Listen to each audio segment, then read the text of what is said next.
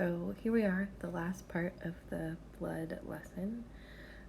Today we're going to focus on hemostasis, which is a fancy word for clotting, and also blood typing because they're kind of related, as you'll see. So yeah, this is the last section. So I couldn't remember if we talked before about platelets. I know we talked about red and white blood cells. Platelets are fragments of cells, so they're not whole cells themselves. They're these little bits that you see there and like over there. Sorry, you can hear my cat. And platelets help to function in the clotting mechanism. So if you get an injury and your body needs to stop the bleeding, platelets are one of the things that will form the clot that will stop bleeding. Just to warn you, the next slide does have kind of a gross picture of blood clotting. So just FYI. All right, here it comes.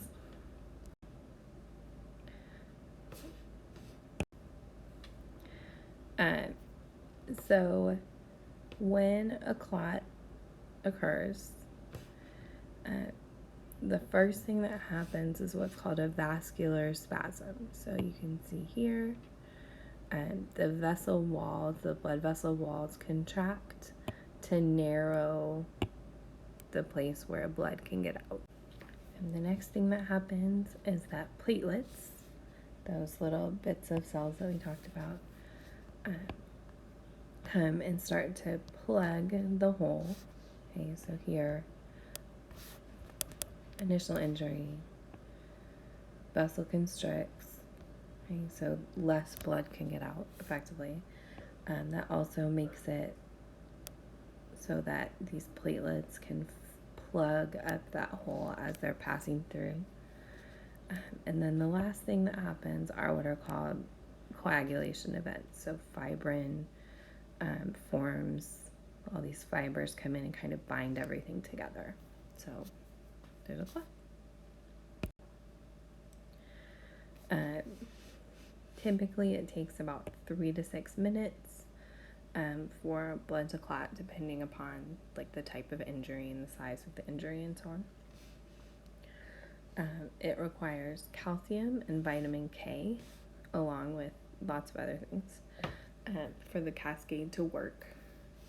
So we've talked about calcium's importance before in like muscle contraction. It's also necessary in the clotting cascade as well. Here you can see, here's red blood cells, and then you can see the fibrin strands that are kind of binding everything together so nothing can get through the clot.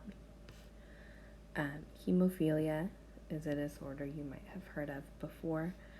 That is one, it's kind of a broad group itself of a coagulation disorder. So something in the coagulation cascade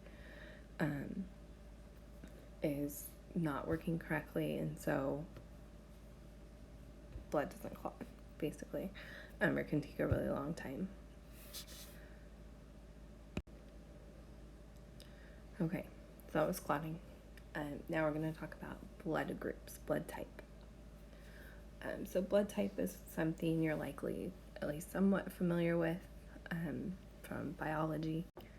And I've also added a link in Schoology to another video, a Bozeman science video, where he does a nice explanation of blood typing as well. So if you want a little bit more explanation, or just you want to listen to someone else talk, know that that's on Schoology in the blood folder as well. So effectively, I think we've talked about before, on the outside of all of your cells, there are proteins, and the proteins indicate that like your cells are your cells, so that if an invader comes in, your body can recognize that it's an invader and fight it off. And with blood, it works similarly but slightly differently as well. So depending on your blood type, you will have particular antigens, particular proteins on the outside of your cells. So they're proteins, they are unique to the individual, more or less. And if the wrong type of blood is transfused into another individual, then their body would recognize it as foreign. Okay, so if a person has type A blood, you have A antigens, A proteins, and they were to be given type B blood with type B antigens, they would not recognize these B antigens as being correct, and so they would attack these blood cells. So your body recognizes the antigens you have, doesn't attack them, but antigens different from what you have, your body will attack. In this, we're just talking about AB and O, and we'll talk about RH a little bit as well. But humans really have a lot of different antigens that occur, so blood typing is a little more complicated than we're going to make it seem. But the major types are AB, O, and RH. So if you become like hematologist, some of the people we saw in some of the videos that we watched, you might learn more about some of these other blood types as well. So this is kind of what I was saying before regarding antigens. So type A blood, so a person with type A blood is going to have A antigens on their red blood cells. A person with type B blood has type B antigens. A person with type AB blood has a mix of both A and B antigens.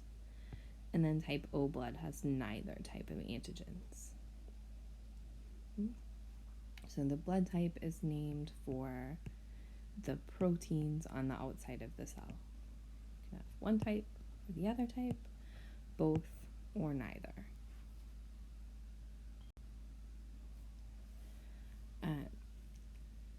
The issue comes because people who have type A blood, so they have the little like spherical antigens in this scenario, have anti-B antibodies in their plasma, in your blood.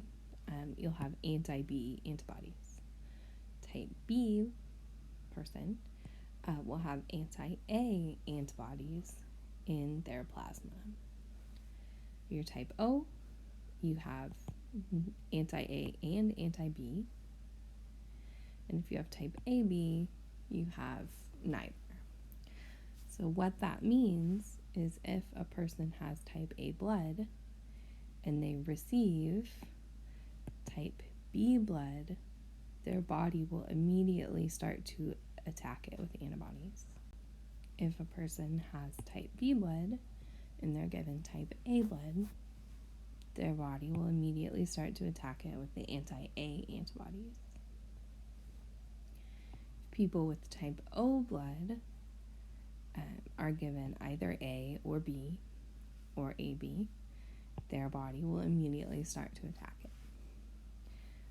If you're type A, then your body is familiar with both A and B antigens, so you won't have a reaction to any type.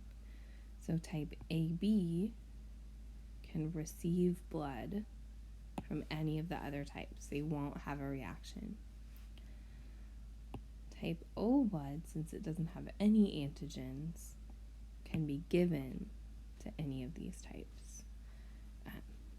So So you might have heard that O is a universal donor. AB is what we call universal recipients because they won't react to the other types of blood. So the reason it's so bad to get the wrong blood type is that just like if some other foreign invader were trying to attack, your body would immediately try to fight it off.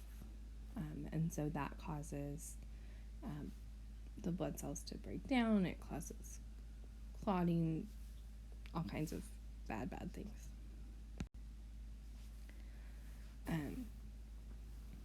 So we talked about A, B, and O. The other blood type to be aware of, the other kind of major one, is what's called a RH.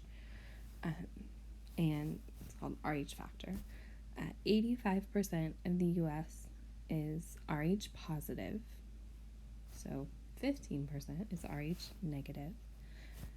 And what can happen is that if an RH negative individual receives RH positive blood, like if they were in an accident, say, and they were given O positive blood, for instance, anti-RH antibodies can form. So if you're RH negative, you don't have the antibodies to begin with, like with the A, B, and O blood type. They're from the start. With RH, they will form after exposure. So kind of like, if you have a cold, you'll develop antibodies to that particular cold. Likewise with RH factor, if you receive some blood with RH factor in it, RH positive blood, then those antibodies will form. A secondary exposure to RH positive blood then will result in a agglutination, a transfusion reaction where your body starts to attack the blood you've been given. All right, the title got cut off a little bit, so it should say hemolytic disease of the newborn. So this occurs when an RH negative mom is pregnant with an RH positive baby. So if the parents have opposing RH types, some of the baby's red blood cells, RH positive red blood cells, can get into the mother's blood, like during birthing. And so that acts as that first exposure, like we talked about in the last slide. So the mom will start to make anti-RH antibodies. In a subsequent pregnancy, those RH antibodies can get into the baby's blood and start to destroy the red blood cells because it looks like it's an invader. Right? So this used to be a fairly big issue when, like, in the second pregnancy of an RH negative mother.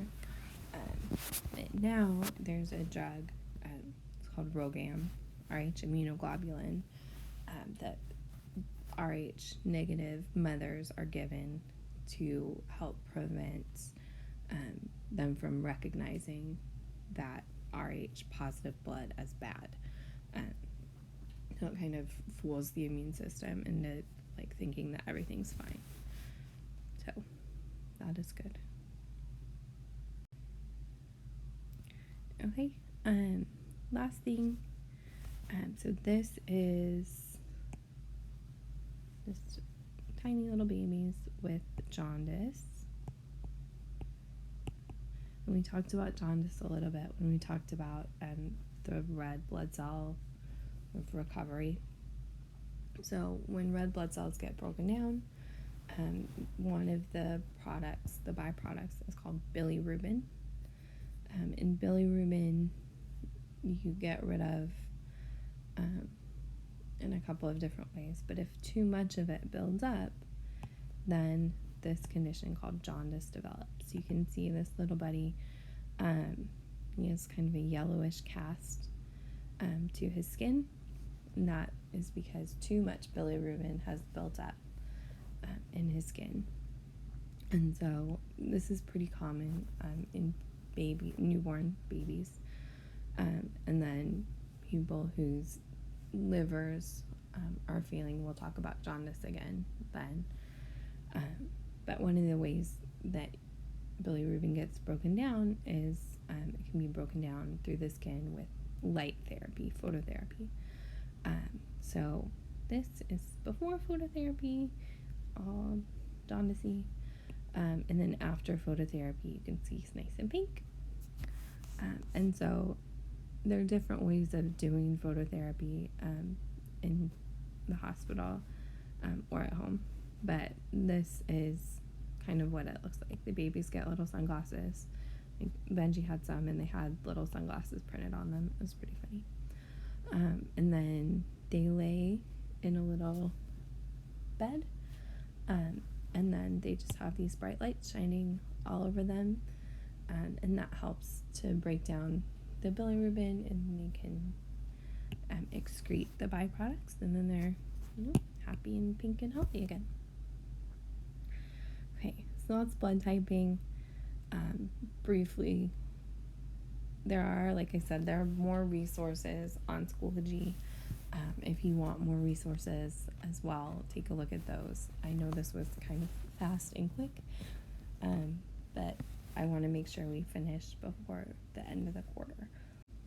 So there it is. Please let me know if you have any questions. Send me a Schoology message or an email or, I don't know, bat signal.